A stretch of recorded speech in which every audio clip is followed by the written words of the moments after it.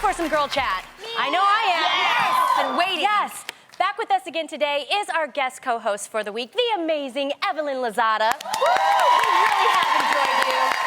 You're so awesome. Evelyn, are you ready for some girl chat? I'm ready for some girl chat. Awesome. Bring it. Do it. All right, so Evelyn, we all know that you're engaged to Los Angeles baseball superstar Carl Crawford. Whoa! But everybody wants to know, when do you guys plan on tying the knot? Oh my God, this is like the question I get all the time. Let me just say this. The last time I talked about this publicly, it became such a big thing because everybody was like texting him and me.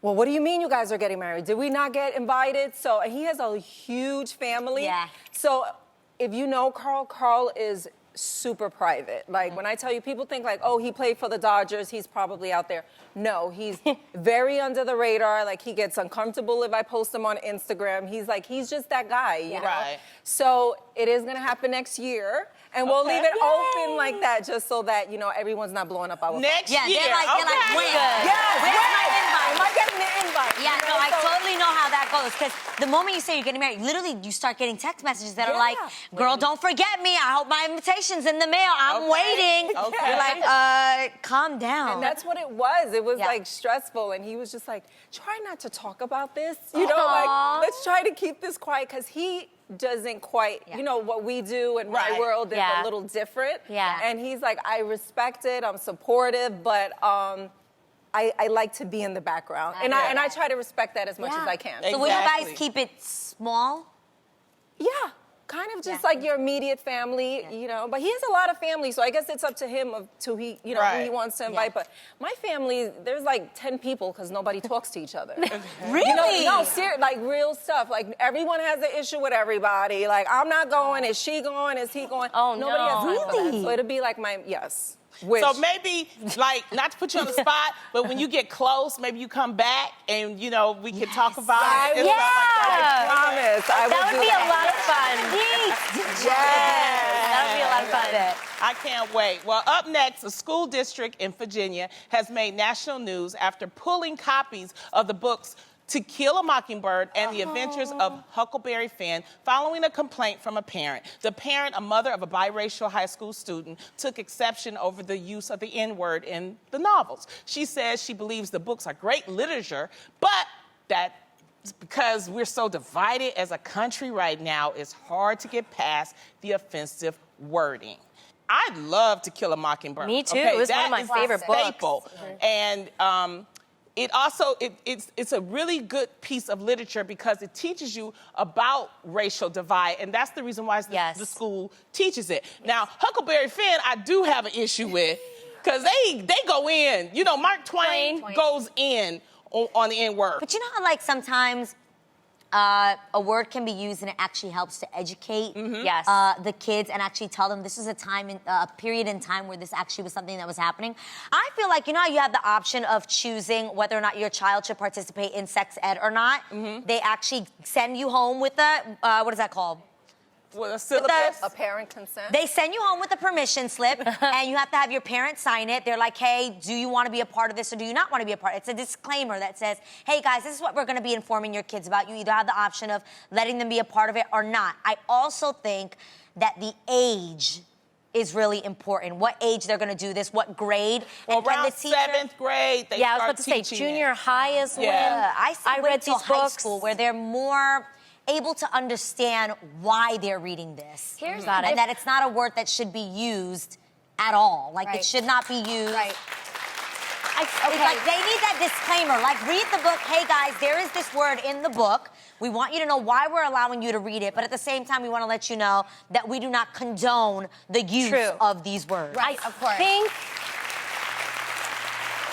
To Kill a Mockingbird was one of my favorite books because I had a great teacher. I learned about the book in junior high, and the importance about these books is that they portray the unwritten truths of the time back then. American history. Yes, and I think that you can't censor that. You can't forget that.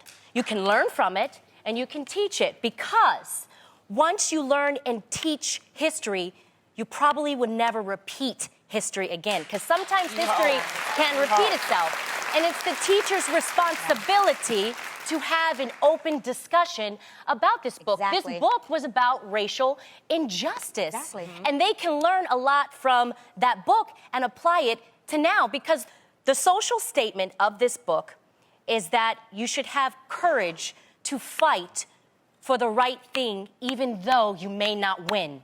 And that's what that book was about. Yeah.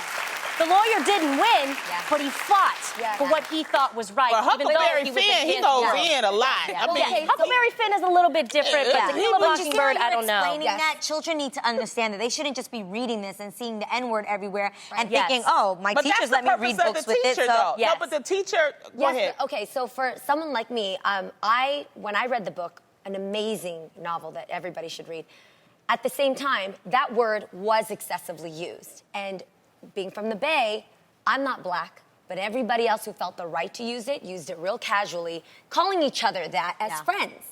So here I am reading a book that I know, obviously, that it's not appropriate. And then I see how people normally just casually use it here today, like to say, what up to my friend? Right. And I'm sitting here, you know, like, wow, that's so interesting how it was so wrong then and how here it's so casual. yeah, it's in every other rap song. And I'll never forget, not until I got racial slurs spray painted on our family car and on our sidewalk, that I saw how that word affected me. And to this day, because of that experience, I don't care how normal it becomes, I don't care what person says, it just means it's my friend, I personally will never be able to use that word because I don't want history to continue from where it started.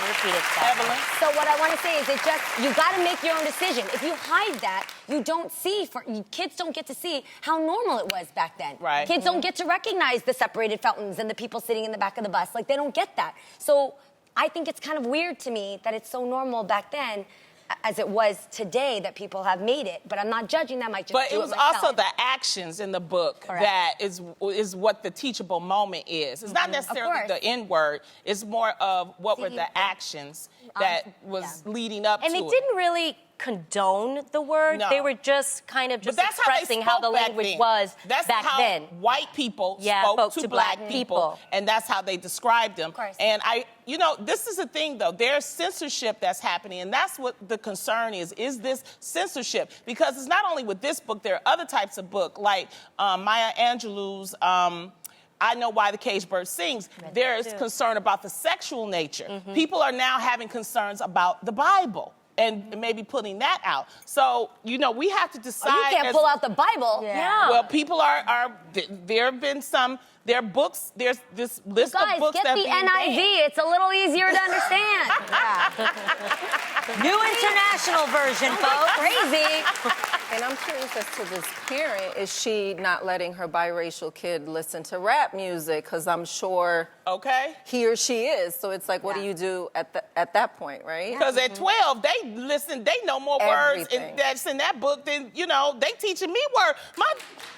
My nephew, know. I was like, what you learn? Like, you guys, this is the point. What you're saying is, even like the song, like you guys, there was a song, obviously the censored version and the radio edit of the song was My Hitta, My Hitta. Right. And the whole song actually was about, like, my best friend. Like, complimenting, like, I would ride for you, I would do anything for you. My Hitta, which obviously rhymes with the N-word. That's what they used for the radio version. But this song was actually, like, saying, like, you're my best friend, I would do anything for you. So that's also, again, it all comes down to having a conversation, explaining what this is, why you're reading this book, what is acceptable, what is not acceptable, what you condone and what you don't. So it's a conversation parents have to have with their kids. Yes. Exactly. And with the schools. And the Parents and teachers, Yeah. for sure.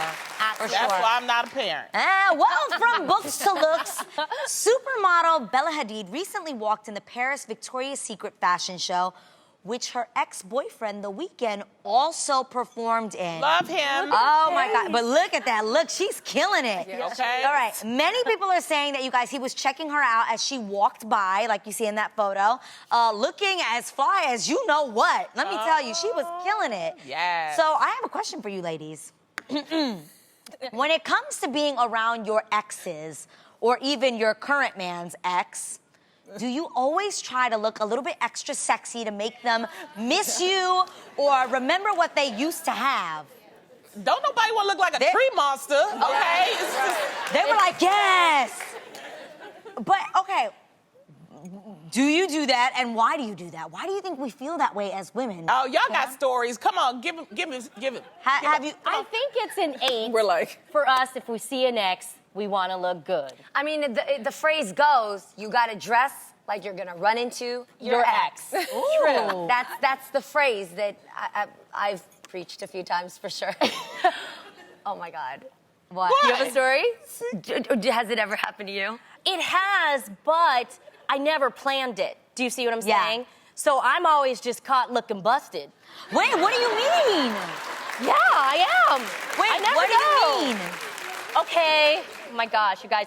So when I was dating Adam, he invited me to his casual holiday party. Okay. Dudes always play things down. That's why I always dress up. Y'all be wondering why I look like I'm going to my quinceañera every day. I don't know who I'm going to run into, okay? Okay. I should have thought about that. Why I'm out here looking like this. Right? So I wore jeans and just like a sparkly t-shirt, minimal makeup, and my hair just in a low bun. So I looked like olive oil, kind of. You know, Popeye and olive oil. But you put yourself together.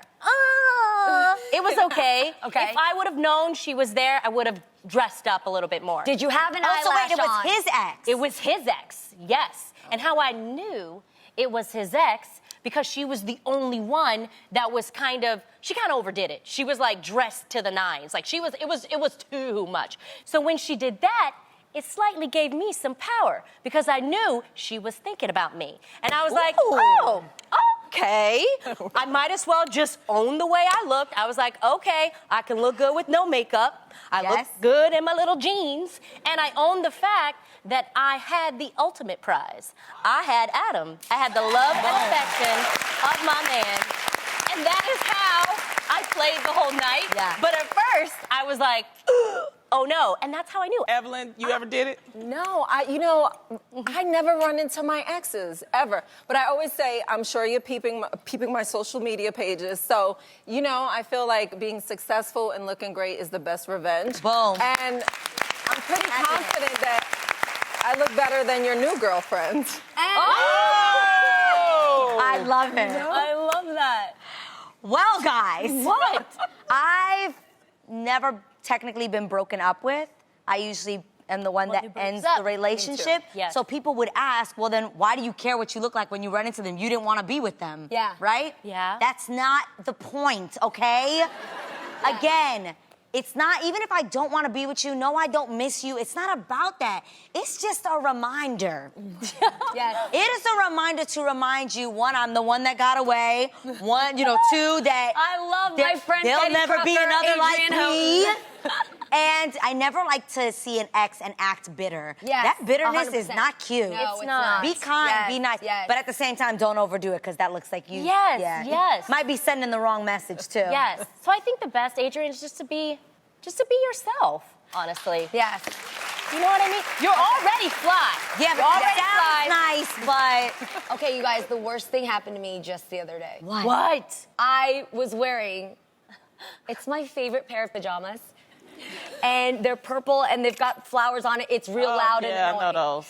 And then I had a hoodie and I walked out and for some damn reason, Mama Mai wanted to go to a restaurant rather than to go home. So I picked the most hole in the wall, like I'm talking about like, I don't even know if somebody was in, it was horrible. I go in and I run into my ex that I haven't seen since the rough breakup. I'm an ambassador about personal style. Oh, no. I teach women that you gotta really look your best. You gotta overdress to impress. So I walked in there looking like I was robbing Costco. You know what I mean? Like it was bad. So here's the thing though. It took me a couple days because like I went in and I was exactly the same way I would be anytime you guys run into me. I am, I think, a very nice person. And I asked, how the family, how stuff was. I asked all that stuff. And I gotta tell you, even though the ego, because it does hurt you, because you're It's thinking, the I gotta ego. look, you're thinking that for yourself.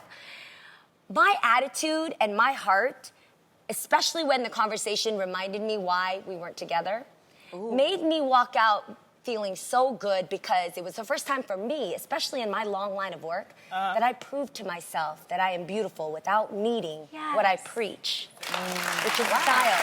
I love that.